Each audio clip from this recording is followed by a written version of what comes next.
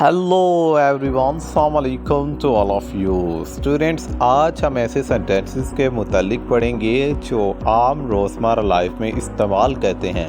So let's get begin it. मुझे एक बात बताओ, let me know one thing.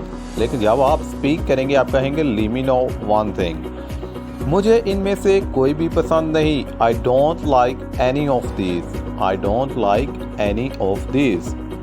मुझे एक बात बताओ, let me know one thing. I don't like any of this. ऐसी कोई बात नहीं। There is nothing like that. There is nothing like that. अपना ही घर समझे। Make it your home.